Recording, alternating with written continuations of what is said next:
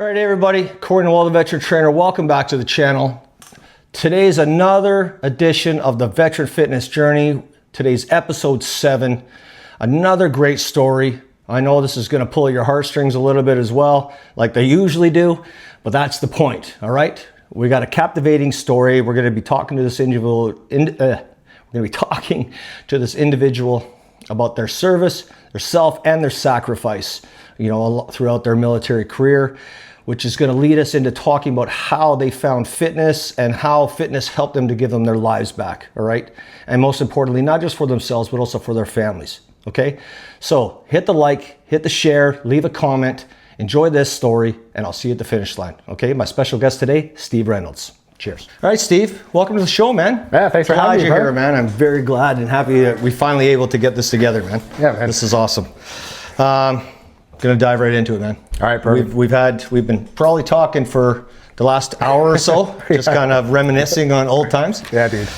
I've got a list of questions here I'm gonna pose to you. But before we get to that, I just want you to tell us, who's Steve Reynolds? Well, man, I'm just Steve Reynolds. That's who I am. I wore many hats in my life, as most of us have. Grew up mostly in Shiloh, Manitoba. My stepdad was 3 horse and 1 horse. Okay, ace brat. Yeah, did that. I was born in Ajax, Ontario. So I moved to Shiloh when I was 3. Then we got posted to Germany when I was 9. Oh, wow. Cool. Then we went back to Shiloh when I was 11. Pulled pin out of there when I was around 13. Yeah. We moved just outside of Ottawa to a nice little town called Rockland, Ontario. Rockland. Yeah, it's a great little spot there. And then I went to Ottawa. We moved to Ottawa up to Rockcliffe. And after that, I took off. I went to college in Peterborough at Sir Sanford Fleming. I did recreation sports management, recreation and leisure. I also did apply to become a police officer then as well. So I picked police foundations, and I also picked recreation, leisure, sports management. Cool. That one popped up first, so I tackled that down. Did that for a semester, and just living conditions at that time were a little flip-flop. So what timeline was that? This would have been 2000. Okay. 2001. Okay. Ended up going out west with my older brother. Yeah. PJ. He's a correction guard in Australia. Yeah. So wow. His family there. I have 2 nieces out there. Moved out there with him. Had a blast out there. Left there. Came back to Ontario after having some fun. Young, dumb, and having fun. That's when I decided to either go back and partake in policing or join the military. So how old were you then? 22. 22, okay. Yeah. And this is when you're first deciding, I'm either going to be a police officer or I'm joining the military. Exactly. Okay. So to be honest with you, I took the easy route. I didn't want to go back to the faster route? Yes. The quicker route? Yeah. Yes. Yeah, put it that way. Yeah. I didn't want to have to go sit in the training system, back in college, get your police foundations, wait for the process back then to get into the RCMP. It was RCMP you were looking to go to? Yeah. So at the time, they weren't paying to train you either, right? I don't think so back then. Yeah. You had to have a college diploma in police foundations or a crim degree or something like that as well. So, and I think even when you were selected, they still weren't paying you until you were fully qualified, I believe, after the course. I'm not 100%. I'm not 100% sure there. Okay. But I will get an answer for you. Military fashion, right? And the knife hand. Yeah. Right on. All right, man. That's Steve in a nutshell. Pretty much. And that's when my basic in Halifax. In Halifax? Yeah. So Navy base. 2002, I did basic in Halifax. So when the war was starting for Afghanistan. Yeah. I wanted, serve your country, right? You just wanted the calling, felt the calling. Yeah, man, we're soldiers, right? So it's, I actually wanted to be a Patricia. I wanted to be PPCLI because I'm into like rock climbing, skydiving, the mountains, being out west, close to BC, Alberta. It's gorgeous out there, right? I wanted infantry. They said it was closed. I'm like, how's the infantry close? When does it should never close. Well, I think they may go off of like your aptitude tests and all this stuff. I don't know how they do it in that recruiting. They wanted you somewhere else. Exactly, right? So it's like, oh, you're good at math. So how about being an artillery soldier? And I'm like, well, but they're like air defense. And I'm like, well, what is air defense artillery? Yeah. You are now an artilleryman, air defender, which was 022. Exactly. And you end up in Gagetown, obviously, because we're either in Gagetown, Moncton, or Cold Lake. And Gagetown was the stomping ground. It was Gagetown. Or just showed up the 4th Regiment for the first time. And you're running into... Well, not the 4th Regiment. This is at the school. Because I had to do the DP1, right? Yeah. So we all got pushed in M5, which was tough because like all these guys came in together, right? So like they all went to Saint Jean. Yeah, I think that was like the little bit of the hiccup of entering a system, but not having those built people. Rapport with the group prior to getting there, right? Exactly. Right. So you just show up, and it was great, you know. I got nominated through the artillery school to go to Germany because the DP1 for air defense wasn't happening until the further down the line. Okay. And yeah, but it kind of got turned on me. Something good got turned on me through the rest of my career, right? Yeah, so, which wasn't that cool. So anyways, I ended up going to Germany, had a great time, you know, dated a girl there for 3 months and everything, and went to Egypt. It was great. Like driving, you know, the bigwigs around and all that stuff. So what was the actual position? I was just GD, man. Okay. Yeah, I was just a driver. Wow. So you come back to Canada, and you eventually finish your DP1.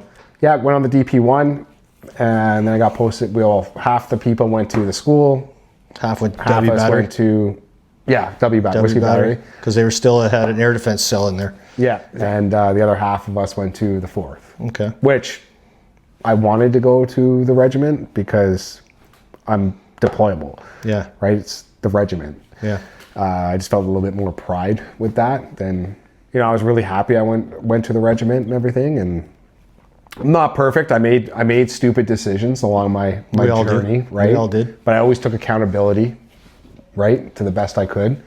You know, I pounded out 3 tours all in all, 2 with the regiment flying UAVs. Both of them Scan Eagle? Scan Eagle, yeah. Okay, both. Yeah, you didn't do a TUAV. No. Okay. No, I did Roto 309. That was a good go. Like we had a good leadership. Yeah. But obviously, not every troop's going to get along. Like not everyone's going to get along with each other. So bad happened there, and unfortunately, you know, those situations come up, and people act a certain way. But then down the road, you just realize that some of these dudes were just completely ill, right? Like one guy lit himself on fire, right? Yeah. You know what I mean? went through basic with him. Yeah, and he was on that tour, but he was a lot, right? So, and that's when I kind of found out I was starting to have some mental health issues, or I'm just crazy. So, were you recognizing that you were having issues, or you're just? Yeah, well, that's what it was. So a lot of people think like, oh, you have PTSD, or it's like, no, I have CPTSD. Do you know what I mean? Like I don't care to shoot a gun. I don't have a problem killing somebody if I had to kill somebody to defend this country or defend my family or friends or whatever. You know what I mean? Not in a bad way. I'm just saying like we have a job to do, right? Yep. And but I've always been sensitive to what other people would say or think, and I feel like those types of people, they would sense that it bothered you, and they just keep at it, right? So you just keep getting dropped and dropped and dropped and dropped, and then your self-confidence and everything else just keeps dropping, right? And then you're struggling in your mind. But in reality, that's not the truth. You're just really telling yourself this because of what? A couple people that are struggling themselves, that are projecting. This is also during a time when I'm in conflict. You mentioned mental health and you're ridiculed. Yeah. You know, you don't mention I got mental health problems ever during those times because you know you were getting ridiculed to death if you were. Because I remember one guy, and you know him well, I know him well, and he was kind of the first person that I can recall going down that path, and just everyone was like, you know, no one supported him. No. No one fucking supported him. It's, you know, and the thing is, it's like, as I said earlier, you know, once a gunner, we're always a gunner. Right. You can't take that away from anybody, because to me, if you're able to strap up, put those boots on, get through basic training at that time, get through a soldier qualification course at that time, get through DP1 at that time, and then get your ass into the regiment, you've earned it. Right. And it's not on me to say ship pump or this or that. Just because I may have a higher standard, or I may be like a certain way or whatever, does not give me the right to talk down on somebody else, because that soldier needs mentoring. Right. And it's probably for lack of mentoring. That's what it is. Or lack of guidance, or lack of employing him so that he can progressively get better at his job. Exactly. I witnessed that a few times, man. One person solely getting picked to keep doing all the work. I just gotten back from Afghanistan, and I'm like, what the fuck's going on here? There's 5 of us other Master Jacks sitting here. Why does he keep getting selected? We're all capable. Yeah. We're all capable. And I was the only one that said anything. Yep. And so I think it kind of raised a few eyebrows. It's like, man, this is horse shit. One, you're taxing him to death. Yeah. Where the rest of us are sitting here talking shop and drinking coffee. Exactly. Which is good too. But it just got a little annoying that one person was doing, and because I'm a doer. You know, I didn't want to just sit around and do nothing. I'm a doer as well. Yeah, but I think that's the thing. You recognize people. Like, there's people in my career that I look up to. Like, you're one of them. You know what I mean? Like, we worked in the op cell. Like, you're somebody that I, as a young soldier at that time, you look up to certain men. You extract certain things that they do to help, your professional development, right? There are people that you wish to emulate to a level, right? Yeah. So you're one. Sean Croker's another person. Tim Curnew. Yeah. The military is a small world. Like, we're less than 1%, right? Like, we're small. Yeah. Like, if you take Canada, you take the military, 60 to 80,000. Right. Right. At the time, yeah. At the time, like, we're small, and so I did basic training there in Halifax, as I mentioned before, and Master Corporal Giesenbrack, Crystal, she chopped in there, and haven't seen her since 2002, and this is 2010. 2010, so 8 years. Yeah. 8 years down the road, right? And she was so cute, man. She was so nice. Like, she was. And what was she? What trade was she? Medic. Medic. Okay. Yeah. So, yeah, she came in and stuff, and you have to dag out before you get on the chalk to go to what was Mirage. it? Camp Mirage? Camp Mirage, yeah, before you went to Cyprus, right? And yeah, she came in and stuff like that, and it was just like really exciting to see her, because we're both excited, and she was like, Steve, like, how is it? Like, I'm nervous, like, and I'm like, it's normal to be nervous, but you'll get complacent. Eventually it's just job as usual. Not complacent as in a bad way, like complacent in the sense like all the rocket attacks and all the sirens and all this stuff and all this. It's just like, this is my norm. Yeah. Like, your first week there, it's a lot. I remember being there my first week, and first rocket attack, all the rockets start coming in, man. And it's like, I remember sitting on my bunk and being like, what the fuck am I doing here? Yeah. I actually questioned that for a second. Like, what the fuck am I doing here? That's normal. And I said, it's not that bad. Like, you're gonna have a great tour. It's a good go. So anyways, I got back home after seeing her. And 2 weeks later, she was blown up in Kandahar. Yeah. That must have felt surreal, eh? Yeah. Yeah.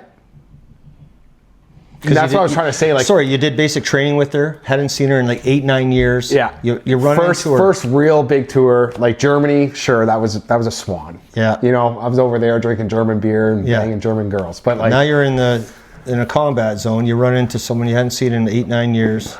You did basic with. You have a great conversation. You catch up a little bit. You fill her in on the expectations of being in Afghanistan. Yeah.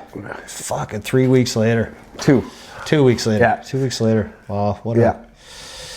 So that was, you swallow these things, right?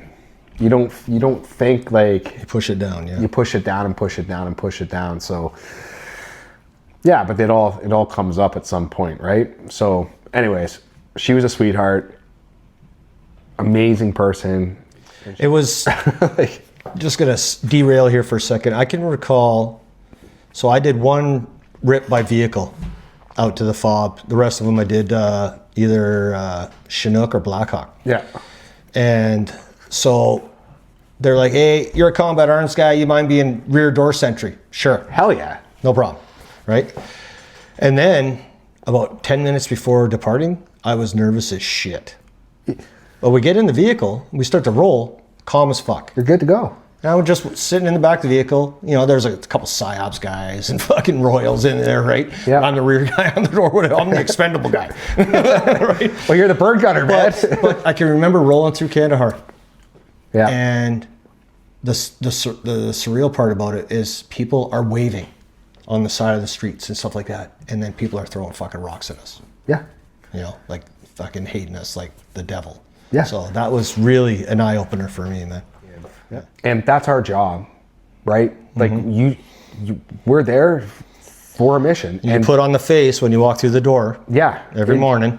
A lot of people don't know. Right. Like even some things I'm saying to you right now, there's a lot of people that don't even know this, right? Yeah. So because you put the mask on. Okay, so I'm gonna jump forward. So you come back. So there were some struggles, obviously, in your first UAV 309. Your tour 100%. Yeah. So you get back. How long are you on the ground before you go back on the boat? Well, we got back 2010. I deployed on HMCS Toronto in 2013. Okay, so 3 years. 3 years. Yeah. But there was a lot of shit that happened in those 3 years, right? But my point is I want you to talk about the boat, obviously, because this Yeah. is another one that's going to drive even lower. Came back from Afghanistan. You know, Popovich, like, felt like he had my back, man. Like he was pushing me. Yep. Right. And I was, not to toot my horn, but I was pretty switched on, like at that time. And, but he didn't realize, like people don't know because you know, at that time with mental health, right? So, you know, he was putting me in these high profile positions. Yeah. And I could handle it. It wasn't that. It was everything else in between my two ears. Yeah. You've gone through some shit in Afghanistan, obviously, you know, some mental turmoil dealing with what you were dealing with. You get back, you're getting groomed to kind of get to the next level in your career, and you're selected to go on the Toronto to go on another tour with the UAV. Yeah, now man. this time with the Navy. Right? Yeah. So let's talk about that. The Navy. That's it. Put a combat arms guy on a ship and see how that goes. The Navy tour wasn't too bad. I was supposed to be, actually. Yeah. But I got posted to CFLRS. That's pretty cool though too. No regrets. No. That was a beautiful time in my career. Well, think about all the people that you trained and where are they today in their career. Right. Yeah. That's more of a legacy there. And I tell a lot of people that was one of a small handful of big time highlights was CFLRS. Man. I really cool. And I worked for some great guys. Like Mick was with me, Benedetti was with me. Oh yeah? Yeah. Mick McNeil? Yeah. Really? Yeah. I didn't know he was at CFRS. Yeah. Yeah. Me and him went at the same time. Okay. Yeah. Anyway, down the rabbit hole there. Okay, so you're selected to go on the Toronto. Let's start there. Yeah, so got selected to go on the Toronto there. It wasn't so much learning about the system, it was learning to work with the Navy, what all those protocols and procedures were going to be, right? Oh man, we had to go down to Nova Scotia there. What's Halifax. that training called where you got to... NETP. That's right. Naval Environmental Training Program. Right.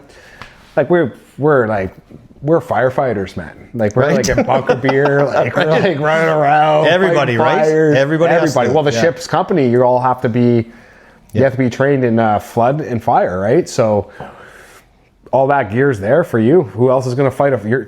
There's only a handful of firefighters on the ship. Yeah. A handful of firefighters ain't going to be able to stop the whole fire. No. So you need the ship's company. You are one piece, right? So that stuff was fun. Wow. I really enjoyed that. The training and all that was really good, but to be honest with you, man, I was not mentally, I should not have, if you were honest with yourself. I should never have taken that tour. Right. No. Okay. No, I was, because I know there was Well, we'll get into that in a minute. I wasn't, I was still battling stuff from Afghanistan. You know what I mean? Well, I was battling stuff still from when I first got in the military. Then I'm battling. Things are culminating. Exactly. Now it's the Afghanistan stuff. And now it's like, oh, I'm going on another tour, which the crew was great. So we had a good crew. Like, we're pretty... Okay, so you guys are gelling as a detachment. Yeah, it was chill, man. We had a good time. But I even, like me as a Master Bombardier, like at that time, like even... So your headspace being was in that not there. position, like I remember, because Gary was in longer than me, right? So to me, rank never really held like I'm invincible or I'm this or that either, right? Like there's time and places for things, but you know, bombers who had like some more time than you, or you know, had more experiences, it's like, but you got along like outside of work as well. It's you cultivate a different relationship. So you know, I said to, I remember one night, man, I said to Gary in the shacks in Halifax there, I'm like, buddy, man, like I don't think I should be going on this tour, man. Like my head's fucked. Oh, okay. Yeah, because I was having like suicidal ideation and all this shit back then. Yeah. But mission first, right? So, you know, and but I sucked it up and I went and then did what I had to do, right? So, and that was a tough, that, you know, I really enjoyed like saying like I sailed across the Atlantic, you know, I've been to Gibraltar, I've been to Crete, Greece, I've been to Jordan, I went down the Suez Canal, like I can say all this cool stuff I did, you know, like going to Seychelles, like it's like some crazy rich spot that celebrities go to, and we're just a bunch of fucking gunners, right? You know what I mean? Going in to wreck some havoc, but it's and that's the, you know, but you can take the good and the bad, right? So you know, like the dolphins jumping in the water when you're sitting on the back deck and that sun's coming down, and those are like those moments where it's like boom. But then there's also those moments when I almost fell off the ship. Really? I had to go out there and the ship took a hard bank in a storm, and if it wasn't for this box that was there I didn't get behind, I would have been a man overboard, 100%. And they probably would never even known I was gone, right? So until later, but it's too late. Holy right? So shit. There was a lot of things. A guy actually went overboard. You know, there's a lot of accidents even with the FSRs we were working with, because we were launching sometimes outside of our perimeters. So I was conflicting a lot with the Air Force guys on the ship. Were you a Jack? Yeah. Yeah. Okay. Yeah. Yeah, we already established that. So I had to kind of level up a little bit. Right. You know what I mean? Yeah. So, but I'm looking after the civilians, the field service reps that are with us, because we are being asked to do things that's putting our crew into jeopardy. But it doesn't matter because it's only like a $300,000 piece of equipment. So if we lose that, it's not about the equipment, man. Yeah. It's about, you want us to launch in these weather conditions that are putting the FSRs at risk. Yeah.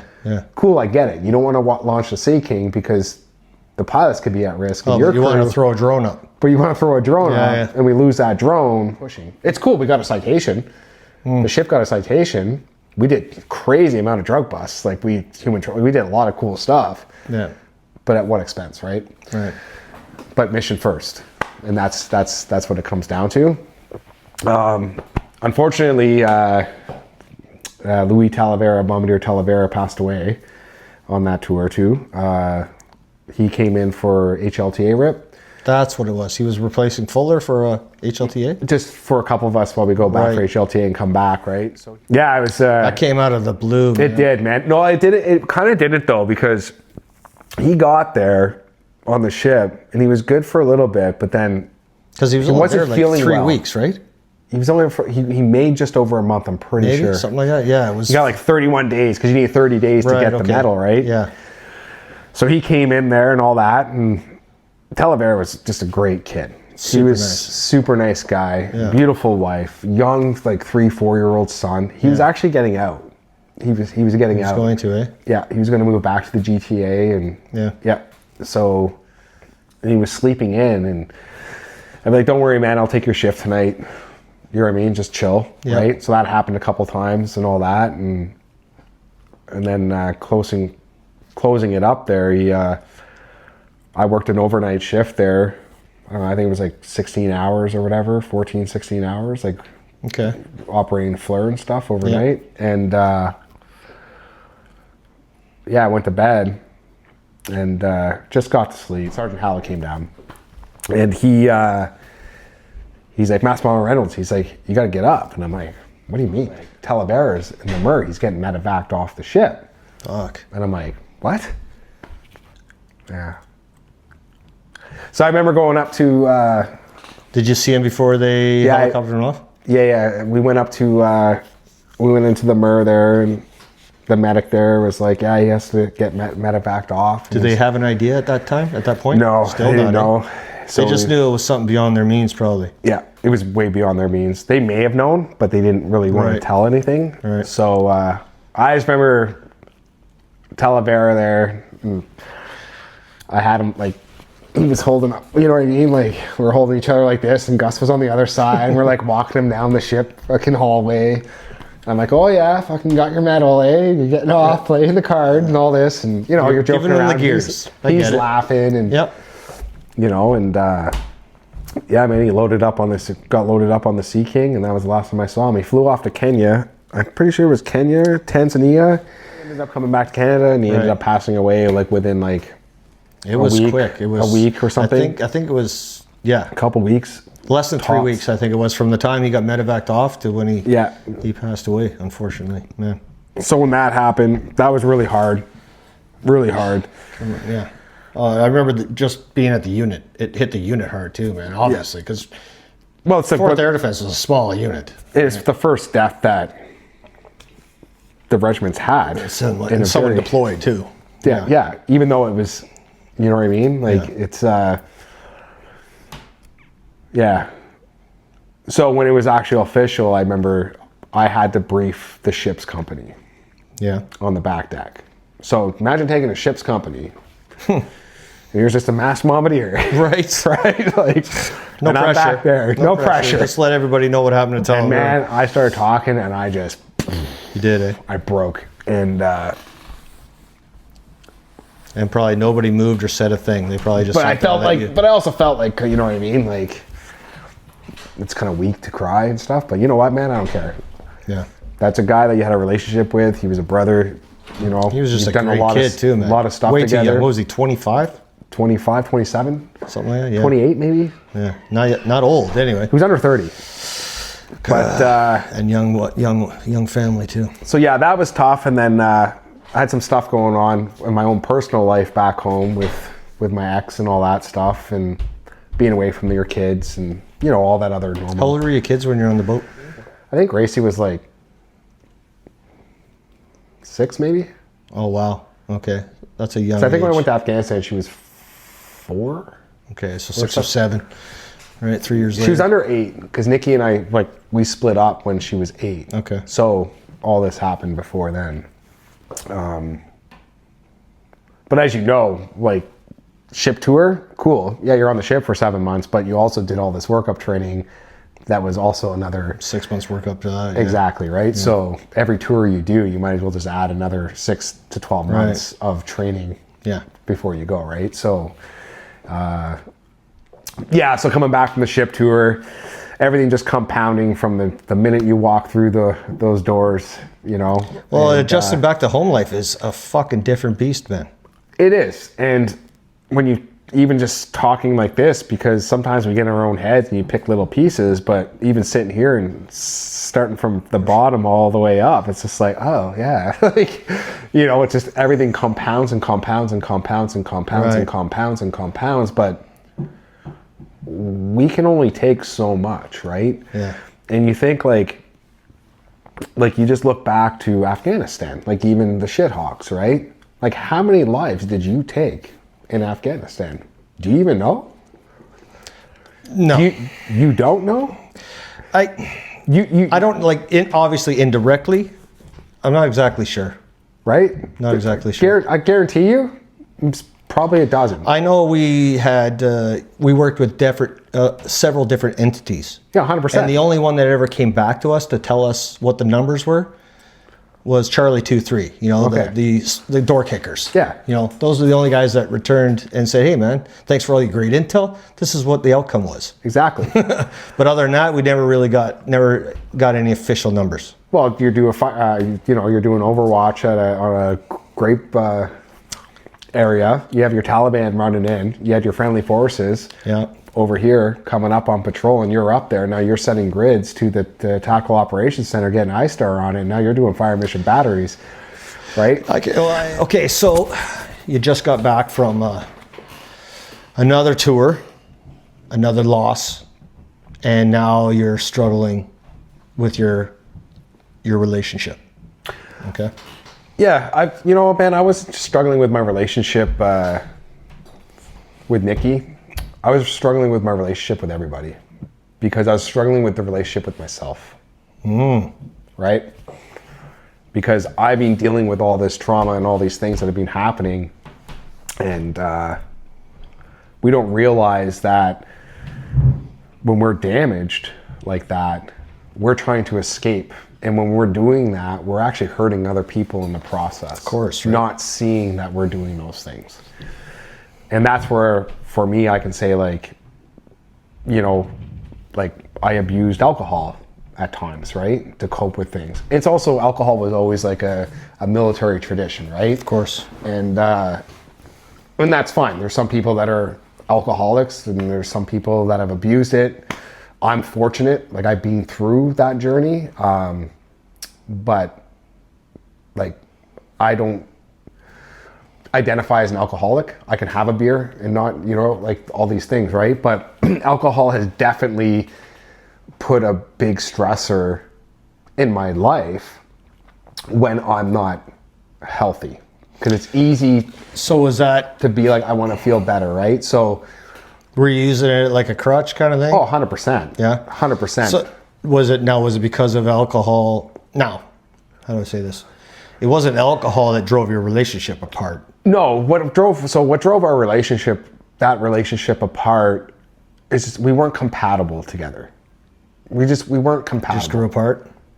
We weren't compatible from the get-go. That's one thing I had to learn, and we'll get to that here soon there, but it's one thing I had to learn was just trust your intuition, honor your boundaries, right? Because knowing thyself is true wisdom, but to master yourself is true power. That's deep, man. Yeah. So, and that's the journey I went on, right? So it's like... That's fucking deep, man. Yeah. Nice. Say that again. You're making me laugh, though. That's okay. Yeah. Knowing yourself is true wisdom. Mastering yourself is true power. Wow, man. If you're with somebody who doesn't drink and doesn't understand what you're going through, like... Was it making things worse? Nikki wasn't things worse for... Yeah, 100%. Yeah. Okay. Yeah. But it was... it's if you only had like a few beers, it's like that's a problem, right? Okay. But to a normal person, it's just like, well, no, that's not a problem at all, right? Yeah. There's people I know like, or is that denial? I don't know. Denial, whatever it is, right? It's not just a river. It's definitely it had some parts. I don't like dismiss that, right? Yeah. But I was also trying to escape from things from my perspective of how I was seeing things, right? So, I think we all have childhood trauma, and we all have traumas in our own life. Of course. Right? I believe that. And until we heal those traumas, whatever relationship you're going to get into, it's going to manifest back in until you heal that wound. Right. Right? Once you heal that wound, well, then that shouldn't come into a new relationship, right? Mm-hmm. So if you have anything, like if you're insecure, if you're jealous, if you're this or this or all these things, well, that can bleed on to your partner, right? Right. So if you have trust issues because a past boyfriend or girlfriend or whatever cheated, well, that can bleed into your new relationship because now you don't have trust issues. But when you push that on to somebody else, well, then you're kind of pushing them away as well, right? Mm. And there's just, as I said, it's just compatibility stuff. Like I don't really have anything. Was it a mutual eventually, or it was? Yeah, I just said one of you I was said, just sitting on the deck out in Beaver Dam there, and I just said, Nikki, I think I'm going to move out. And it was like, okay. You know, That's that. You know what Yeah, though? it just- Hey, I just- it was probably the best thing you could each do for each other. it was, but in a way I took on a lot at that point. Okay. So, you know, yeah, after the tours, coming back, all that jazz and stuff like that, I just, when I'm talking to her, when I'm in the middle of the sea for my 2 minutes phone call, and she's like, we need to talk when you get home. Oh. It's not really, And you have to hang up in a minute. yeah. Ugh. So now your mind is getting the better of you. Right? So you just don't do that when someone's deployed, right? Well, no, just wait till you get home. Well, it's like, what? So, you know, and then now I'm obsessing about, well, what the fuck, am I coming home to nobody there? And right. How many of us have gone through that stuff, right? God. How many people do you know have gone through that? It breaks people, man. Yeah. Right? It really breaks people. And, yeah, but those things happen. You know, the relationship was in a vice already. Yeah. I said, I'm not perfect, man. I've made mistakes. I have no problem. You know what I mean? Saying things myself. Am I a terrible person? Absolutely not. Is Nikki a terrible person? Absolutely not. She's the mother. Compatible, right? She's the mother of my child, and yeah, and I respect her for that. You guys still have a good relationship? I tried to have a good relationship with her, but she made things, at least I feel like she made things extremely difficult for me. At the time, or still? Still, Yeah. yeah. That's unfortunate. Well, it's just that's her journey, and I had to learn how to let those things go. Like we went out for Gracie's 19th birthday, and she came out this year, so it was just Gracie, her boyfriend, and me and her mom, right? Okay. So that was nice, right? For Gracie, because it's for Gracie. It's not. Of course. You got to put your shit kids. away. Exactly. Right. So, and that's all I ever wanted. Was healthy co-parenting and all that stuff, right? Yeah. And we're going to get here in a minute about that, but I think that's a lot of things that kind of, you know, like that saying, like I had one foot on a banana peel and the other in the grave. Yeah. Right?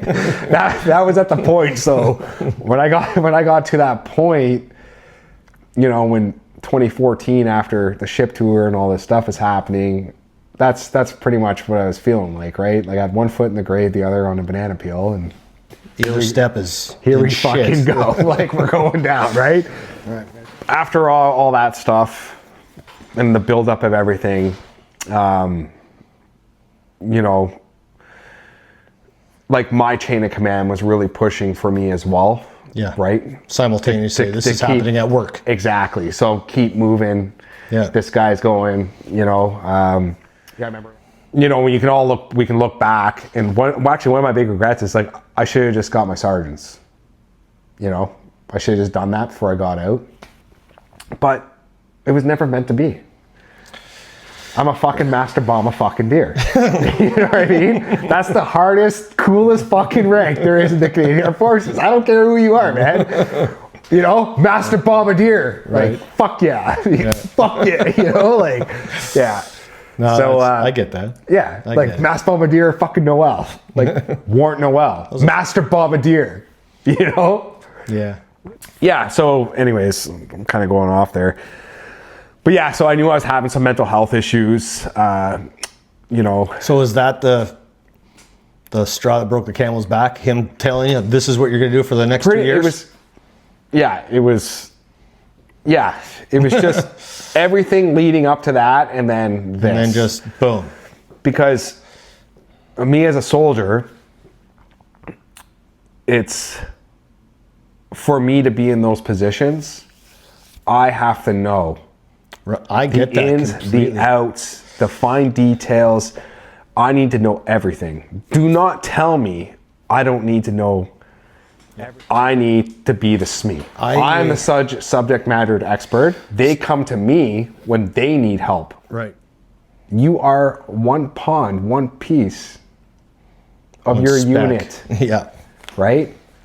Do I want to be a very knowledgeable, who gives a lot of purpose to my regiment? Or do I want to be not that person? Yeah. Well, this not that person doesn't exist. I'm this person. I remember what you said earlier. You're about, well, you're going to have sergeants, masters, gunners to rely on for all that other stuff. I had the same speech given to me. Did you? Yeah. Yeah, see, it doesn't... speech. Someone completely different, though. Yeah. So, man, it didn't sit well with me. It didn't. And that there is what, with everything and then hearing that... I broke the camel's back? Yeah. So anyways, I decided to go to Bellwood shortly after that. Okay. So I went to Bellwood in Toronto. Oh, in Toronto? Yeah. Okay. So it was 35 days for PTSD. Oh, really? Yeah. And I think it was 35 days, yeah. And it was a month and a half for PTSD and alcohol, like, abuse. Okay. Like, did you put yourself in this? Request it? Okay. Yeah, because I went through the mental health stuff, and I knew. So you knew you needed help? Oh, yeah, but I also knew I could have soldiered on. I could have soldiered on. Of course you could have. But I would have. Yeah. Who knows if I'd even be here today, right? Right. So I knew once I went into mental health and started talking, I knew. You were done? You knew your career was going to be done over by this point? That was a pride thing for me. Yeah. So I knew. Yeah. The minute I went in there and started talking, and the minute I went on TCAT, I was like, it's over. Yeah.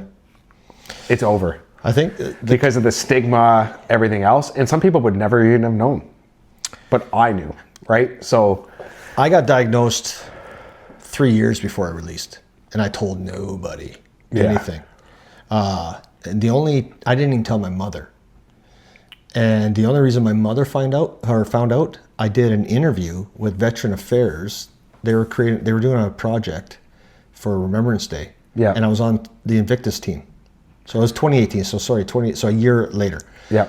And I talk about it on this interview I did and I posted on Facebook, not thinking nothing of it. My mom calls me, "What the hell? You didn't even tell your own mother." And I was, but the point to that is like, yeah, you could have soldiered on if you wanted to, but you chose not to because you knew it was the right thing to do. I, being diagnosed, was soldiering on, knowing it was not the fucking right thing to do, man, for 3 more years. Until it hit me one day, talking to another fellow walking into work one day, man, it was like, I am spinning out of control. And it was that point on, I knew I was getting out. Yep. I knew I was getting out, so. Well, I need to retract that. I did soldier on from 2010 to 2015. Of course. Yes. Right? Okay. Like, I was already new. Right.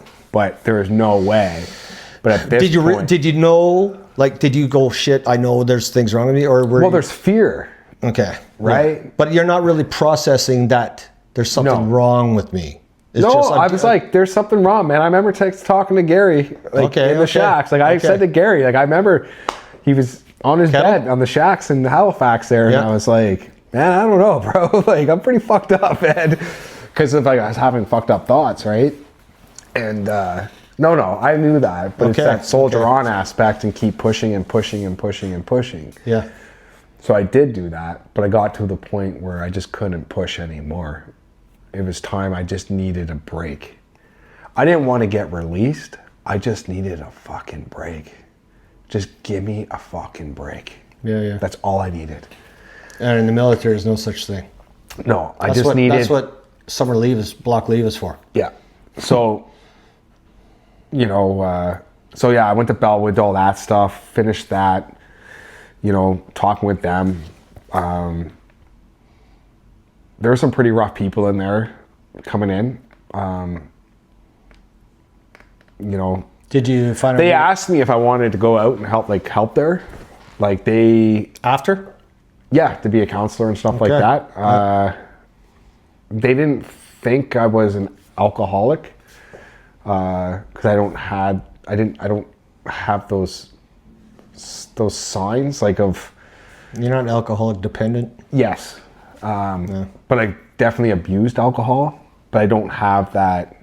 What is your version of abused alcohol? You drink every day?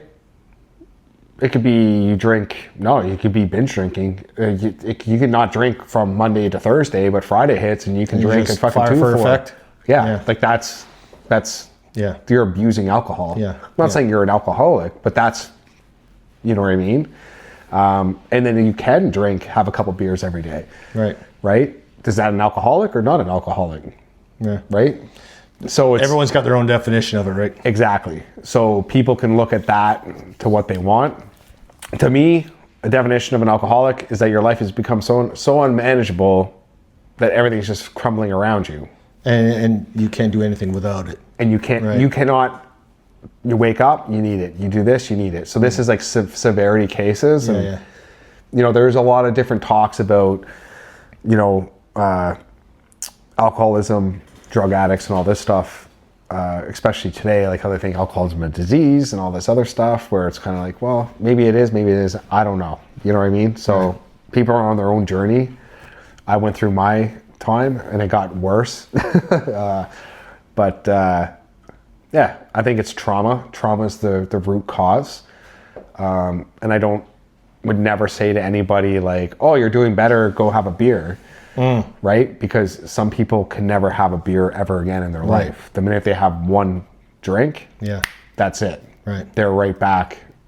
Give them like 2 days and they're right back to where they were, right? So me, I don't struggle like that. So I'm very, very grateful and fortunate for that. You don't feel the need to go out and have a beer. You just, if it presents itself, you may have one. Yeah. And you could stop. Might go out for supper, have a beer, might only drink half a beer and leave it there. Yeah. You know, we could be out having a fire or something like that, camping, and only have like 2 or 3 beers. Like, I don't drink to get drunk. I just drink to be social. But yeah, it's everyone's on their own path, their own journey. And as I said, only you know what your left and right arc is, and that's up to that individual. Yeah. But if you feel that. All right. So far, quite a journey. And I don't mean that in a good way. Okay. So. What are you trying to say? I mean, you've had a lot of struggles, man. Yeah, dude. You've had a lot of struggles. We all have had a lot of struggles. If you weren't going to talk to someone or tell people all these things, they would just look at you and say, fucking life must be great to be Steve Reynolds. Oh, a lot of people don't know a lot of things about me. Right? This is what I'm saying. So, man, you know, there's some things about you I wasn't tracking. Yeah. You know, I knew you had some things you dealt with, but not to the extent of what we talked about so far today. Yeah. Okay, so Afghanistan, the boat, separation, struggling, recognizing the mental health, struggling with that. Check yourself into Bellwood.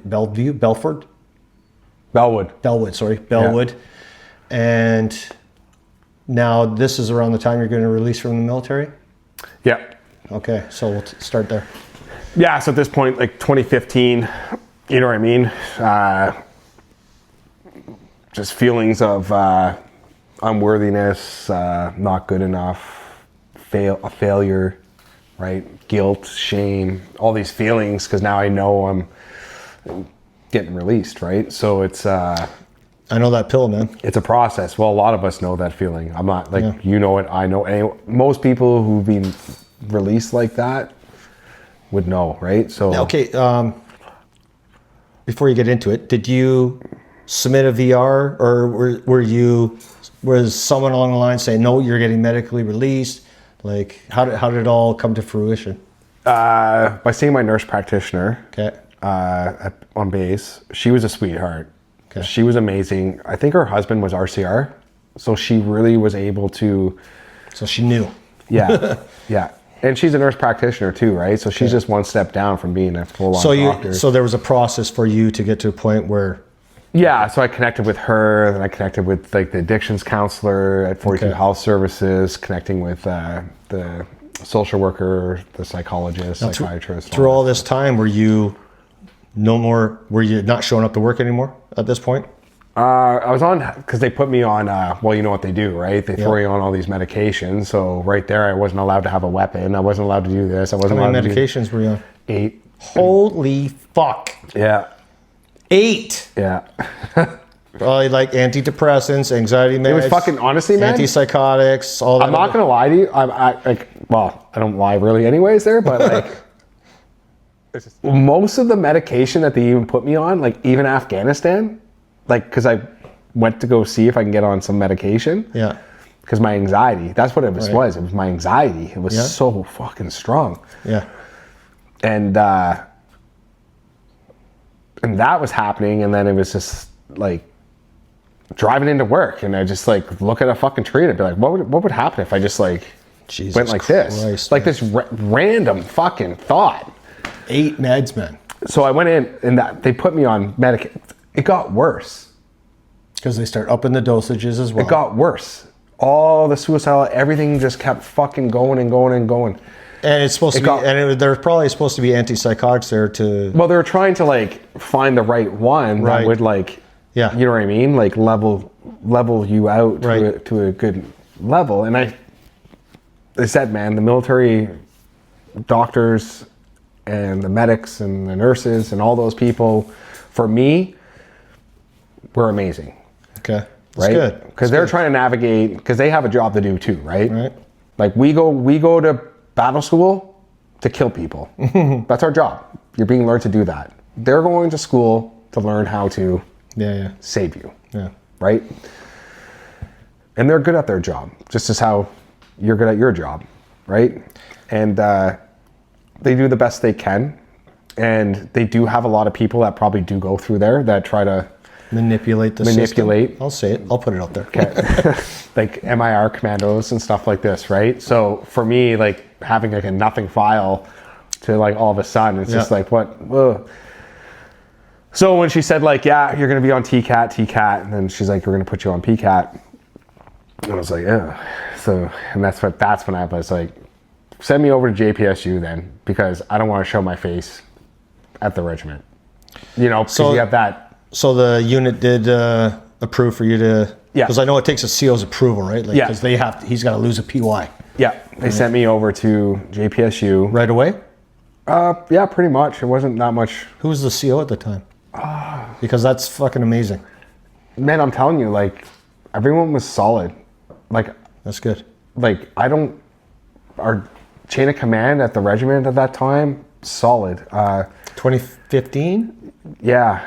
Had a good support system in the military. 100%. Helping you to navigate all this shit you're dealing with. 100%. And I still deal with it mentally today sometimes. Of course. It's, if you don't deal with it mentally today, there's something like, then you got a problem. Yeah. Fuck. No, I was like, 42 Health Services, man, spot on. I couldn't ask for a better crew there. And even as I said, man, the chain of command at the 4th Reg, I couldn't have asked for a better crew there either. A lot of it was me. Right? That shame, the guilt, thinking like you're a failure. That inner demon. You're broken. You're a piece of shit. Okay. Yeah. So this is... Okay, so... You're at your lowest. Well, this is getting to... Well, somewhat, yeah. So that stuff happens. I'm going on PCAT. So I was getting released back from Bellwood. And that's when I made the decision to separate with my wife as well, right? Okay. So, you know, I just like recently, like a few years ago, it came to fruition, like a lot of the things that happened. You know, it's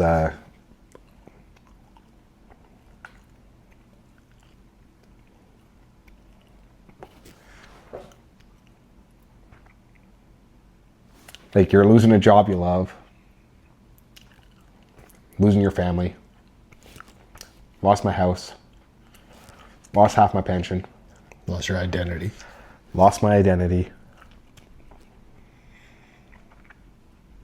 So yeah, lost the kids in my life like all the time because it was going down 50-50, right?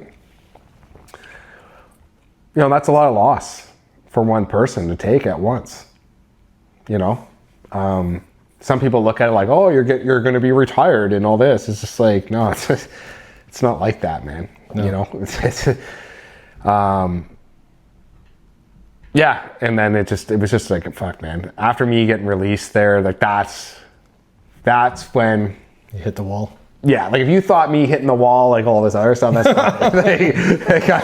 If hell had a basement, bro, if hell had a basement, leave it to Steven, because this guy went there. So release was that was the culmination of everything, just piling all it. You got to a point where it's like, I'm overflowed with crap. Yeah. This is it. I'm done. Yeah. It was just a lot. It was just like, I cracked. Yeah. I broke a bit, right? So I got out, tried to make the best of it. Moved in downtown, doing 50-50 with my stepson and Gracie and Senator, or the Airedale, the dog. Yeah. We had him for like ever. Best dog ever. Yeah, but things were just like difficult, man. Like any separation or divorce is difficult, right? So, you come up with an agreement, but then it doesn't stick to that agreement. Then you want the divorce, but it takes you 3 years to actually get the divorce. And like, why did we wait all that? Like, why did you make things so hard, right? Like, why would you make things already hard if you already know I'm having a hard time?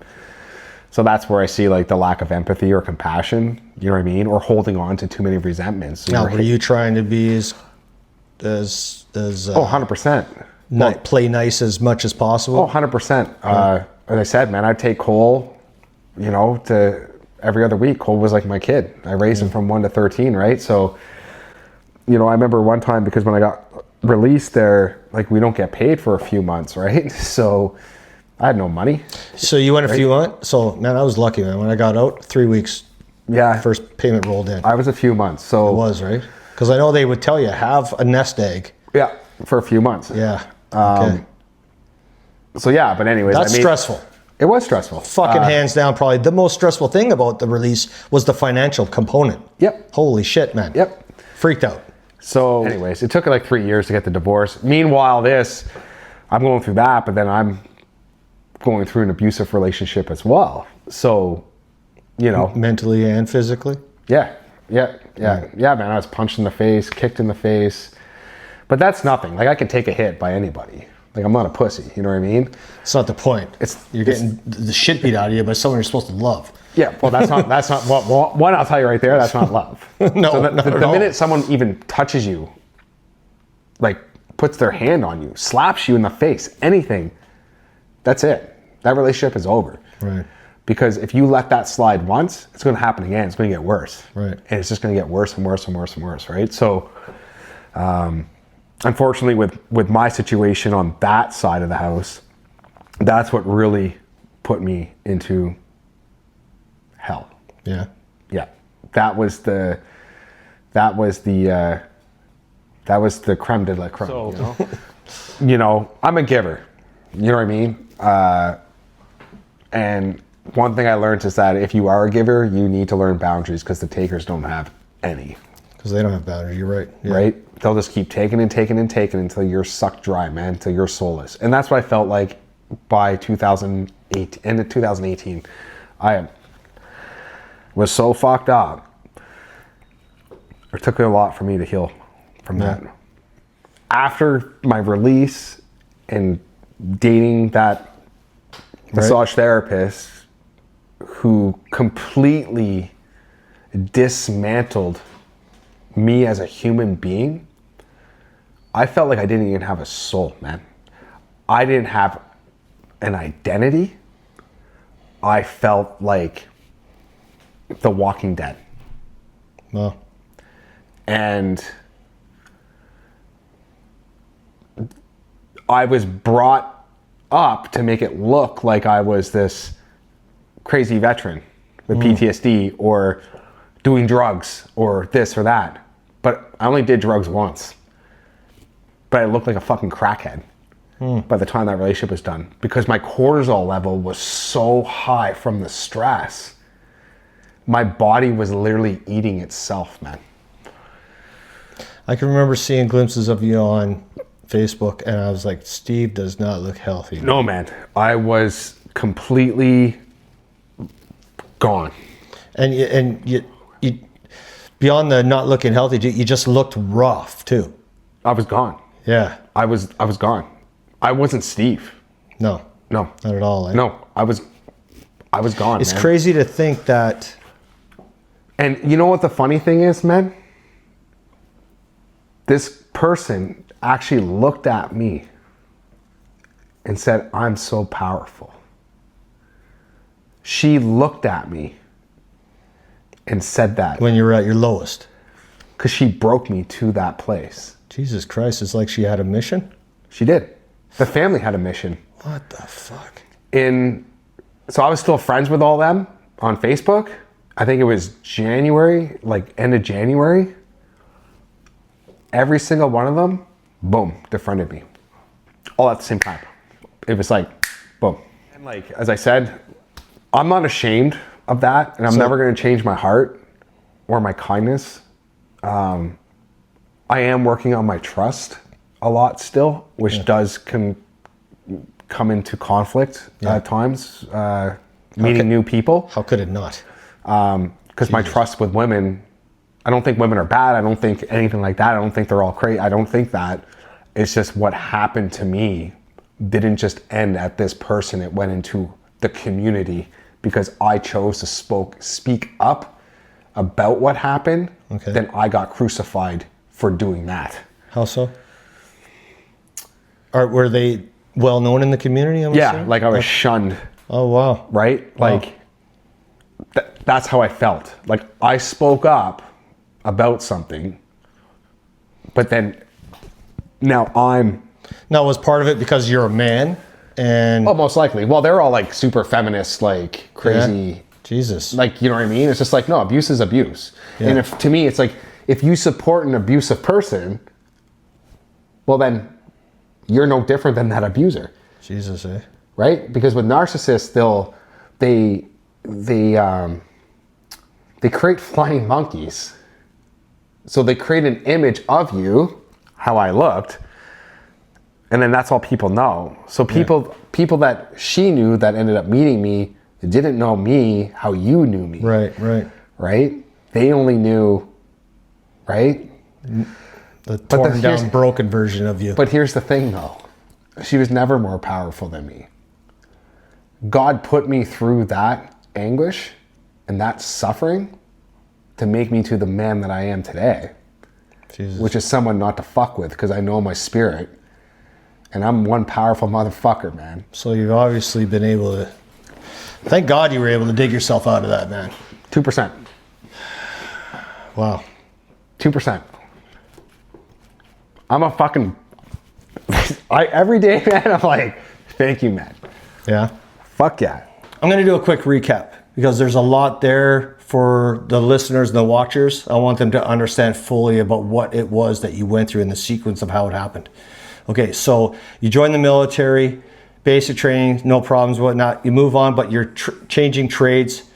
You're joining a DP1 holding platoon in Gagetown, and now you're kind of out of your core group of individuals you went through, which normally what basic training is like. So you're joining a group of people who all had that, and you didn't. So you're kind of feeling somewhat isolated. Exactly, yep. Okay. So now we're going to fast forward how many years before our first tour? 6. Okay. So we're going to fast forward 6 years. You're now on your first tour to Afghanistan with the Scan Eagle, 4th Regiment. And there's difficulties amongst troops and leadership.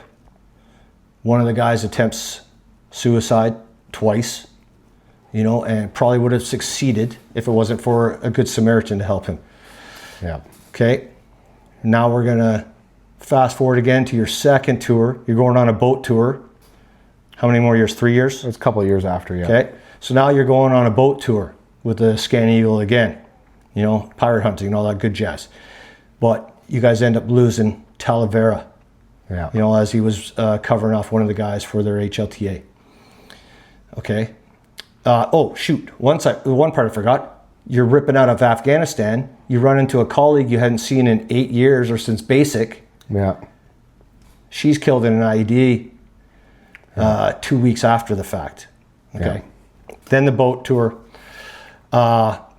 Meanwhile, relationships breaking down to the point where obviously you guys divorce, kids involved, and all the struggles with that. leading you into a very toxic relationship, abusive relationship, physically, mentally, strips you down to the point where you completely lose your identity and who you are, which in turn leads to some drug abuse, alcohol abuse, and digging you into that hole that I don't think you could dig any deeper. Yeah. All right. So now that we've discussed all the shit and the bad stuff, we're gonna let everyone know there's a good side to this story. Okay. Exactly. So, what was it that helped you dig yourself out of that hole? What was it that first introduced you back to or that showed you that there was a fitness journey there for you to jump on and get on a path to give you your life back? You know, Corey, that's a good question, because I think I was just tired of being somebody that I wasn't meant to be. How long after that toxic relationship did you find yourself to get on this journey? That took me a couple of years, actually. It was, okay. Yeah. So 2019, it was only a couple months, like 3-4 months there, that I went like a little deep there in the drug and alcohol. Because I know you didn't use drugs. No, I'm against Like drugs. you weren't. It just you were. I hate like drugs. You said, you didn't know who you were anymore. I do not support drugs in any way, shape, or form. Okay. Never have. Never did. But you know who you surround yourself with, and when you're lost and you don't have an identity anymore, and you're just trying to reach out for hope, Right. some sort of light, something. You know, sometimes the people around you can bring you down further as well, right? Of course. And that's what the situation that I kind of landed myself in. And it was tough too, because losing that identity at that time, it's allowed a lot of people to use me, and that's not my nature, right? So, but that's narcissistic abuse, I think. They completely break you until there's nothing left of you, right? Well, thankfully, there was a light at the end of this tunnel. There was. Yeah. Right? By the grace of God. Whatever you believe in. I'm like an omnist. I don't really identify as any religious set domination or anything like that. So I like omnist because I believe that you can find anything in any belief. You know, if you believe in God, cool. You believe in Allah, cool. You believe in Buddha, cool. You know, like I don't care what you believe in, just knowing that there's something bigger than you outside than yourself. Us. Yeah. That's it. That's all that matters, man. Call it what you want. Many have different names, but it all works underneath the same, right? Okay, so we have talked about where you were at your lowest. We've talked about what has inspired you. Tell me, what are some of the activities that you were doing in the beginning? Well, man, like first thing I started pretty much there was I got back on a skateboard. I remember your right? post. Yeah. So that there alone helped my mental health out beyond measurable, because I'm a soldier, but I'm also an artist. It got you out of the house, right? Off the couch. Yeah, it's just having fun. Right. Like it's just letting out that inner child in you again. Yeah. And that right there, oh my God, was like a magic pill. It just, Now, is there a group of people you were kind of... I was. Some were good people. Yeah. And some of them thought they were little G's, you know what I mean? Skaters, right? Healthy boundaries again. Exactly, right? So I kind of found myself kind of meshing in a little bit of the light and the dark there. Yeah. Okay. So, but I belong on the light side, so that's why I kind of left that stuff alone. Right. What else? So yeah, the skating was good. You know, snowboarding was great as well. Great to have a winter activity, man. Yeah. And I'm finally pretty stoked that Gracie actually wanted to learn last year. Cool. You know, How old is she again? Now? How old is she? 19 now. 19 yeah. now. Okay. So it took a long time for me to get her up there and get going. But that's just her. Shannon wants to get our kid. She wants to introduce our kids to it next winter. Yeah. They're 12 and 14 now. So Yeah. Crab Mountain's great, man. I taught Cole there, like Gracie's older brother there, and but but he was young. Like I got Cole his first board. Like he was just Cool. He was just little, right? So it was fun doing that with him, and I kind of missed that with Gracie because, you know, well, she's a girl. Like she's also 19 now. It's different when they're kids, right? Yeah, because that's my little girl. Like it's just like, Daddy, I don't want to. It's just like, you know, right? So it's But anyways, Gracie's always been like that. But so I'm really happy that she's cultivating these things as well, right? So what else? Yeah, so the snowboarding has been great. The trail running was fun. I did trail running. Just there's clubs all around for a lot of stuff. Right. Yeah, in Fredericton. Yeah, cool. Yeah. So I did the Willistook Whopping there. That was like the longest I've ever ran in the woods before. I did 18K. Yeah. So it's like you have 1 hour to complete 6 kilometers, and the bell just keeps going off every hour. And if you're not back within that hour, then you're kicked off the race, right? So, you know, yeah. And but I was really proud of myself, man. Like I was like, fuck, like 18K. How much training did you put into it? That's one thing I don't do. I don't record. You don't what I'm doing. Not a structured training cycle. It's just you go out, you run, you compete in. Run. It's just like, okay, I'm gonna run 5K today. Cool, I run 5. Today I might only run 3. Okay. You know, I don't mark down how many or this or that what I'm doing. It's just it's not about. I don't record my workouts either, except for on video. It's for my head. Yeah. Right. It makes me feel good. So I think recording and all that kind of can also add a component of anxiety to it. Oh, 100%. Where now you feel like this is what you need to do, or you need to better your last time or distance or whatever, which can have an anxiety component to it. Well, because you're putting pressure on yourself, right? When you're supposed to be releasing pressure. Yes. So why are you adding pressure? Yeah. When you don't need, anyways. What else, man? What else have I done? Like cycling. Yeah, cycling was great. I did before you get into it, what made you get into cycling? Because I cycle. Just bit my tongue. Because I cycle. Well, I always wanted to do a triathlon. Okay. Like even when I was younger, I always wanted to do a triathlon. Yeah. And I was like, I'm gonna fucking do a triathlon. Did you really? Like, I don't care your distance. I don't care your time. Yeah. Just, you're gonna say you're gonna do it. Go fucking do it. You sign up for one? Yeah, I did. I did Gravelman. Gravelman. Where's that? Fredericton. I'm doing it again this year. You should sign up. It goes for cancer research. I can't run. You don't have to. You don't have to run. You might be able to do the bike and swim.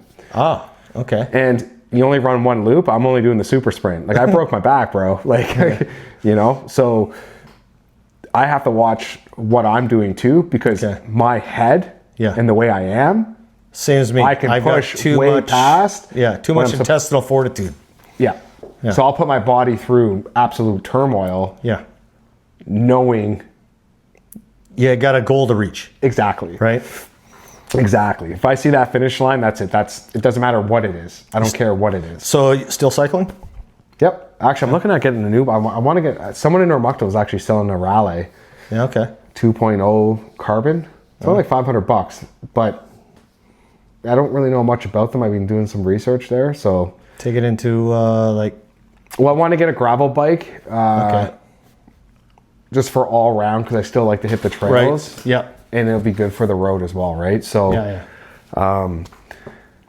Yeah, because right now I just have my Trek Excalibur, which was great. I did that triathlon with that bike, and I did a lot of mileage on that bike. But yeah, I need to get something where I'm working less. Yeah, I love my bike, man. I got it through the Invictus Games, through my grant with Soldier On. Yep.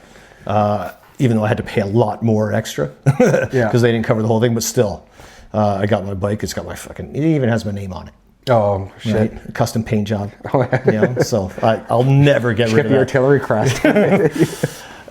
Even when I don't cycle ever again, I told Shannon it'll just hang on the wall as a memento to remind me of that period of time in my life, right? Yeah. Okay, so what else?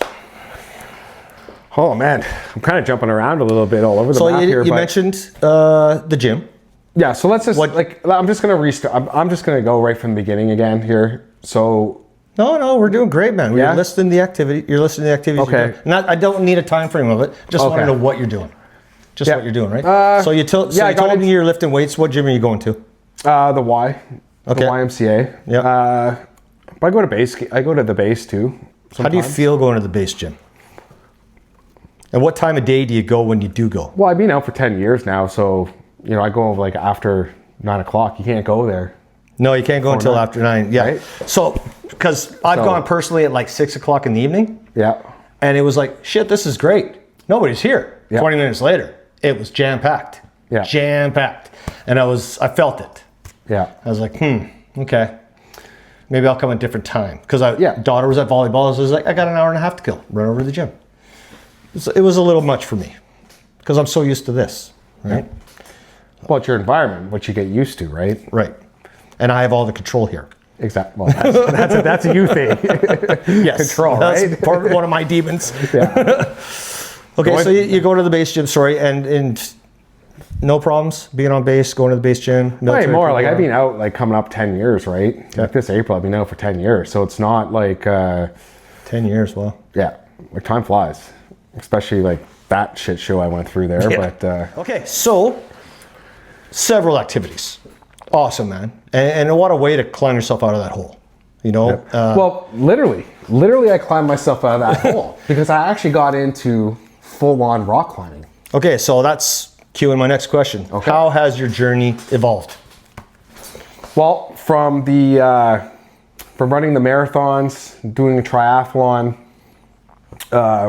military related and non-military related, I met some great people. Got me back into climbing. Actually, I did do my rock wall supervisor course there on base there. Yep. So so doing all the belaying and all that stuff and the commands and everything and checking equipment. As I said, like regaining my memory, it was very beneficial. Like running into these and meeting these people, whether it was good experiences, bad experience, or whatever, it was just an experience. And all in all, it was pretty good. So, yeah, man, like did some ice climbing out in the Sussex area. Really? That was sketch. That's sketch, man. Those guys, man. No thanks, not for me. They are top tier, man. Oh yeah, yeah. Tuesday. Yeah, they're something else. Cause like you think the climbing is sketchy. No, dude. Sitting there on belay, on ice, making sure that climber is not going to fall and nothing's happening, while you got gusty wind, snow coming in the side of your face. You got sheets and chunks of ice coming down at you because every times when you click, right, there's stuff coming in, big, and it was, man, that there was fucking pretty damn epic. Not gonna lie. Nerve-wracking, I can imagine watching someone up there. Oh yeah, especially when you're at the top there and you got to climb up, skirt over, tie off a tree, and then now you're wrapping down off a tree down this ice cliff. But it was sick, man. But that's who Steve Reynolds kind of is. I don't run away from fear. I run towards it. Which leads me into the next evolution. So the ice climbing was awesome. I did that once there because I'm not going to go out and invest all the gear. Yeah. Like you're talking thousands of dollars, right? Of course. But it was definitely kick ass. And then I got into climbing around New Brunswick. There are so many friggin' cool places to climb here. And, I'm hoping to get Gracie out here to either Hampton or Wellsford late spring because we've been doing some climbing together over the last year too. And so, that was amazing as well. So besides climbing, what else? Oh, dude, I jumped. I got into skydiving. Always wanted my wings in the military. Yeah. So I did a jump there at Atlanta School of Skydiving. Is that where you're... in Nova Scotia? Okay. Yeah. Was it like a course or a weekend thing or?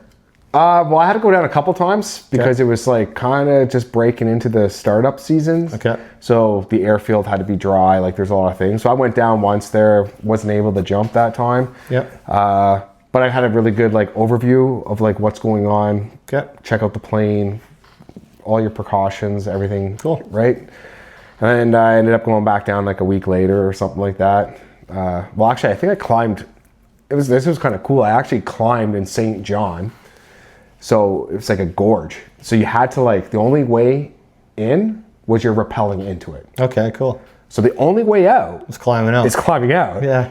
So if you're not like Is there somewhat decent is there climber, mapped routes to get out? Like I know climbers need routes. You map a route, right? Well, they go around. So climbing NB, like there's climbers and you know, all your harness, like all your rope tie downs and stuff, like they have like bolts and stuff in there. Fixed points all over. Exactly. Yeah. Okay. But you still have to climb out, of course, right? Like, so you climb. This is in St. John. Yeah, so I wrapped in this one place, this one day, climb out of there. Next day, man, I'm down in like just past Truro, Nova Scotia, down in that neck of the woods. Hit up the Land School of Skydiving, man. Seen Dave, I'm like, we're jumping today. Yeah, dude, all right, awesome. Cool. So, you know, the pilot showed up, really cool guy too. Yeah. From Halifax. He's getting his wings, like his pilot's license there and stuff. And so we had a good chat a little bit before Dave showed up, and then yeah, man, everything was in the green. Boom, in the plane we go up 10,000 feet. Door opens up. It's like fuck, dude. Here we go. Really happening. This is happening, right? Like, finally, there's only one. I'm not going back and down in that plane. Yeah. There's only one way out of here. Yeah. So yeah, man, just like 1, 2, 3, boom. Not tandem, all solo. That was tandem. That was tandem. Your first one. Okay. Yeah, and then. Yeah, because to free fall, you have to have 3 tandem jumps. 3 tandem. The veteran farmer paid for a couple of us for flights to get out to Vancouver for Op Pegasus there. Nice. And that was a good time, man. It was cool jumping in there, but the thing is it wasn't about that so much. It was about just being around a core group of solid human beings, man. Yeah. From the chute packers, you know, they're all like cool, like hippie, like, you know what I mean? Real Like laid back dudes. Like, yeah, man, like just doing this, and like the civvy jumpers, like amazing chill dudes. Like a lot of them, this is what they live for, right? Yeah, yeah. Like they're the SMEs, they're the subject matter experts, right? And cool. You know, Gunny there, like ex-sergeant major, PP CLI guy, he was running the whole show, but turned over to an RCMP officer. So I believe she's running the show now for a lot of that. But that's what it was more about. It was like forming up, the brays are on, you know, like marching in, skydive dudes coming in, like, you know, the whole parade's going on. It was just that core event. And I would recommend anybody, if you can go on that, get out there and go. I had my jump there. I'm not going this year. So it's called Op Pegasus. Operation Pegasus. It's just an event. Civilians, retirees. Any serving members on it? Serving military, veterans, and first responders. Okay, so cool. It's using skydiving as a way to help coping, mental health, and all that stuff. Because I'll tell you right now, man, when you're dropping friggin' for 30 seconds at 220, you're flying. Yeah. Like you're getting your wings at this point, man. Like terminal velocity. It's that's what I'm looking forward to actually this year is when I do the Army run out there. I'm going to try I'm going to do the Commander's Challenge this year. So we're going to time again. Okay, so, all right, Steve, evolution, man. That's fantastic, man. Like climbing, skydiving, among all the other activities you're doing, man. Fuck, you got a fulfilling life at the moment. This is awesome. I love it. Plus, you're hitting the gym. Anyone hits the gym in my books is okay. Yeah. Okay, so my next question is, we all at some point find ourselves sliding off the rails. Oh, how do you motivate or remotivate or refocus when this happens? You know, that question's actually pretty powerful. You know, yeah, I believe so. I believe so. And my answer is going to come back just the same. Is that our bodies will tell us when we need to take a break. Okay. So even you saying like sometimes like you're slipping off the rails or this is happening or something's switching up, you know, it's okay to take a break. It's okay to rest. As long as we don't slide too far, right? Exactly. So, because you can go all the way and get to a point and then you can move into depression and all this other anxiety. stuff, right? Exactly, Stuck right? on the couch. Exactly. Yeah. But one thing I had to learn is that I was just go, go, go, go, go, go, go, right? So you didn't find, there wasn't a proper rest period in there for you? I would rest, but it wasn't rest, right? So it was a pause, 2, 3, and continue. Exactly, right? So it's like, but that's our training. Yeah. That's who we are. We go, and we don't stop until missions end, right? Yeah. So it kind of works in your favor when you grab a hold of that piece, because it does push you. But yes, but knowing when to pause was extremely important for me. Okay. Well, you're doing a lot of high caliber events too, though, right? Like you're not just going for a walk. No. You're doing some high caliber, activities here. Yeah. Your triathlon, your skydiving, your ice climbing. Running half marathons. Okay, so understanding when to pause, yes.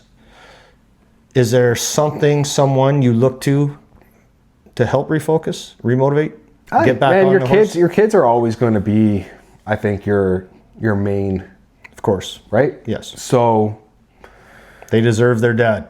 They deserve their dad, but 100%. They need to deserve their dad. They're healthy. Not just a dad, right? A dad that's living, not hurry up dying. Exactly. Yeah. But leading by example. Yep. None of us are perfect, right? None of us are perfect. But when you're living your life on that line that the majority aren't living, it's a lonely road. Mm-hmm. But the example that you're placing is more important than the popularity or all that other shit that's going on. So you mentioned lead by example. Obviously, it's a military term. To put it into a father-children perspective, man, I lifted for a while here in the house, wanting so bad for my children to accept it as well and make it become a part of their life, where it took some time, but when it finally did, wow. Like the how rewarding that is, and just that perma grin on my face going, man, my kid's downstairs lifting weights right now. Yeah. And what are you doing? Watching coming up and saying, Dad, check this out. He's so proud of himself. He come up the other day, he's like, Dad, check it out, man. I love it. I love it, man. Right, so that feeling, yeah. Anyway, sidetracked. So yes, of course, your children, man. Is there any? Do you have friends that check on you from time to time, saying, "Hey, man, how are things?" Dude, there's tons of people, man.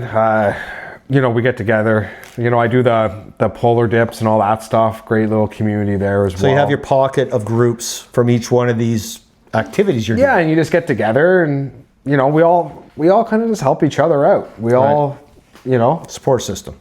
100%. Yeah.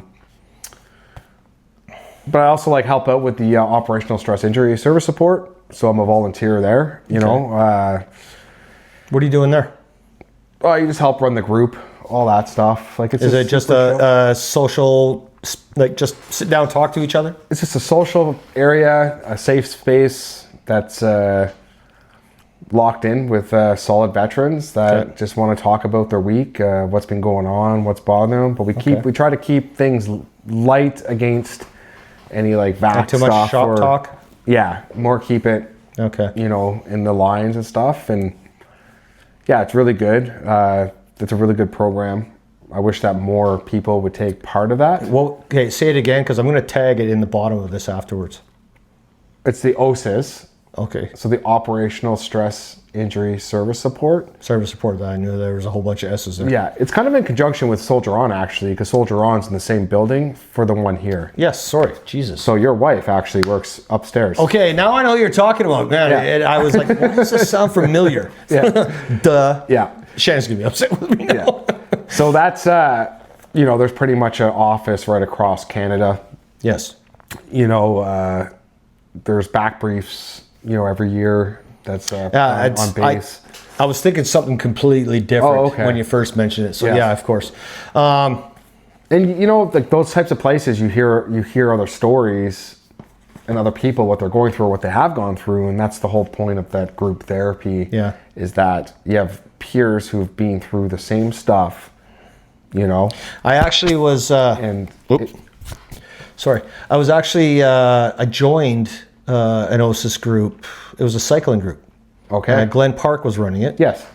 And we would meet at the lights at the end of Vanier and Lincoln. Yep. And we would hit the walking trail, go into town, cross over the bridge, do a little turnaround. We do about 20 some odd K. Nice. Turn around, just on our mountain bikes. Yeah, he still does that. And it's nothing fast, just enough to get out, get some wind in the face, wind through the hair, and be able to still carry on a conversation. You're riding in tandem. Exactly. So yeah, I really enjoyed that. Yeah.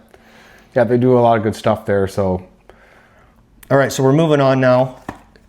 What's next for Steve Reynolds, and what's your future goals? Well, man,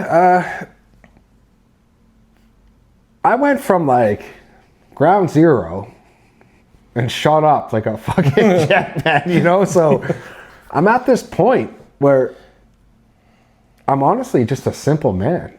I like a simple life. I think we all do when we get to this point. Right? You hit this point when you achieved all these like epic things you've done. Yeah. And you know what I'm talking about because you were in Invictus Games. You were part of like, some pretty elite stuff yourself. You're the torch, man. Exactly.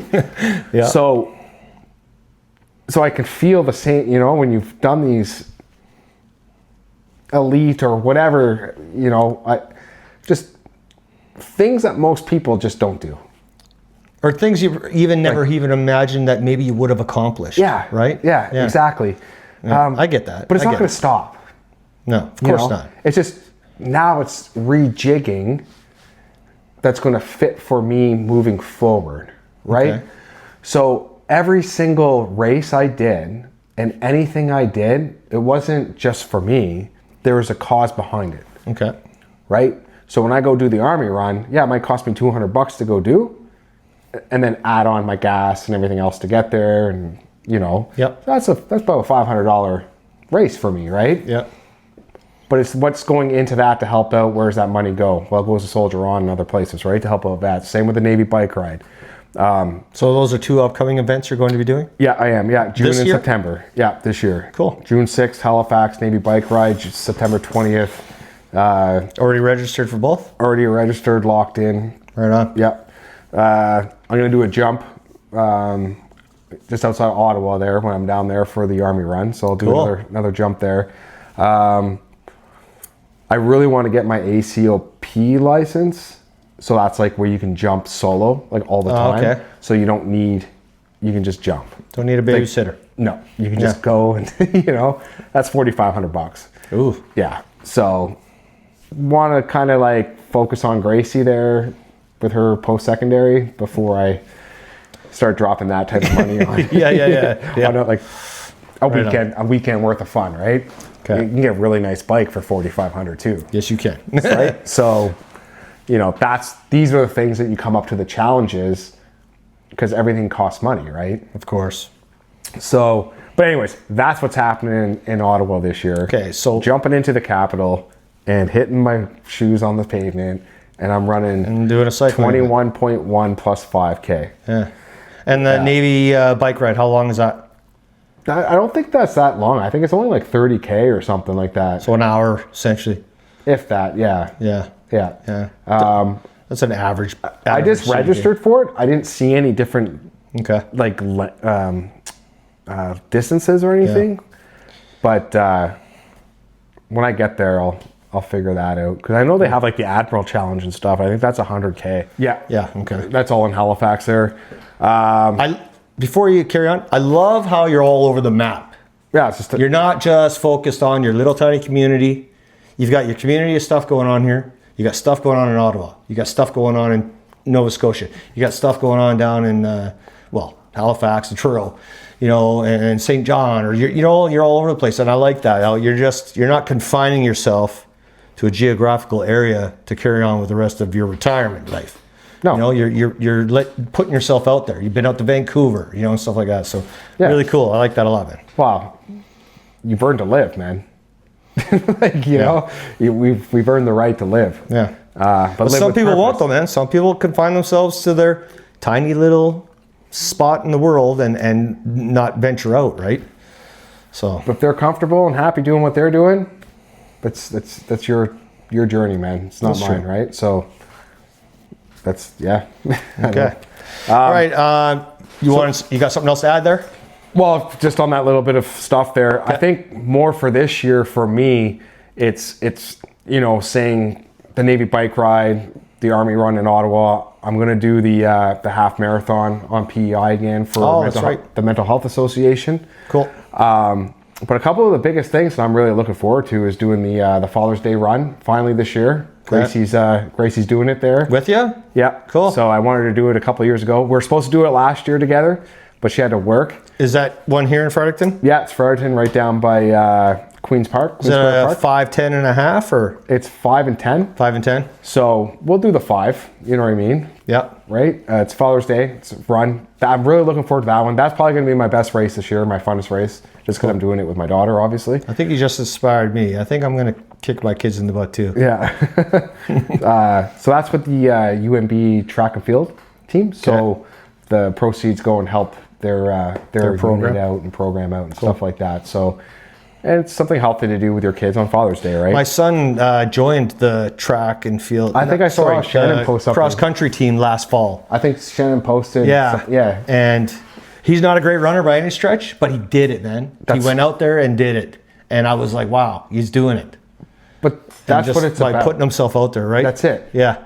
It's not about, it's just do it. Oh, exactly. And I was over the moon, ecstatic for him. Yeah. You know, and it's led to him joining the rugby team as well. I was like, what the hell? Well, they also have the Loyalists. Yeah. In Fredericton, the Fredericton Loyalists. Yeah. So that's actually something you can get into if you wanted. They have flag rugby and everything, man. Oof. Something to look into. My knees hurt just thinking about it. Yeah, but so yeah, doing that and just getting her out and doing some outdoor climbing as well. Yeah.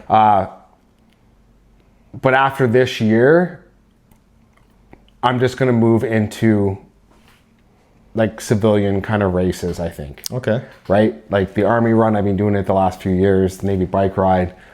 I just want to move into only for my own, because it's time for me to let go. Mm-hmm. That let go. Oh, so were you feeling that connection to these and almost like, I'm a veteran, I need to participate in these, it's like a calling? Yeah. Okay. Yeah. It's like, I got to do this. You know what I mean? Okay. But just kind of, you know, just do other races, but just start moving into other areas. Maybe venture down to the States when things get a little nicer? No, that's not happening. Love those guys, man. We did a lot of work together, but... We're at the end of the interview, Steve. You know, I got one thing final to ask of you, and that is any final words, which you could say till after this one, but I want you to is there any people in your life you want to recognize, you know, and throw some shout outs to for all the love and support they've been giving you? Oh, dude, man, my daughter's been like a remarkable piece of this process for me, and I've learned a lot from her as well. She tell you how proud she is of you? I can see it in her face, right? Feels good, doesn't it? Yeah. And same with her brother, you know what I mean? Yeah. Like I can sense it. Yeah. Kids will definitely be your stepping stone to a lot in life. You know, my parents were there. You know, big shout out to my mom, right? You only get one mom. Yeah. So, yeah. Yeah, my brother Davis, he helped me out a bit. He doesn't know it, but every time I moved or something, he was always there. Mm-hmm. So when I moved this time, the couch is, it's not coming with us. One, yourself there, just for having me on your show. The good work that you're doing and the posting of what you're doing. Keep up that good work, because it is hard, right? Trying to help. Big shout out to the Capital City Road Runners of Fredericton, the Devon Deer Run Club, the Fredericton Trail Runners. Those are three big groups that helped me and inspired me to push me to accomplish my first triathlon, to accomplish my first half marathon. I wouldn't have been able to do these without that support and that team build up to get there. I like to thank like the climbing community. There's a few people there that really inspired me and still do. You know, I see their posts and stuff like that on social media, and it's just like, man, like those are healthy reminders, right? Yeah, like I climb with these dudes. Like I was part of this little, like, what the fuck? Like, you know, like that's fucking awesome shit, right? And the list goes on, and I know I'll probably forget some more, but like the New Brunswick Singer-Songwriters Association for playing music, that was big. You know, Daisy's House of Music, like she was a big help with me, pushing me. Because everything was just pushing me outside my own comfort zone. Right? But then just landing back to who I am. And being at peace with that. Okay, so the final last thing I'm going to ask of you today. Okay. Final words. Final words. Final words. Your final words, yes. Do you have a mantra? You beak. I love it. I love it. So mine is whatever it takes. That is mine. Whatever it takes, man. If you don't have a mantra, that's cool. You know, I never really...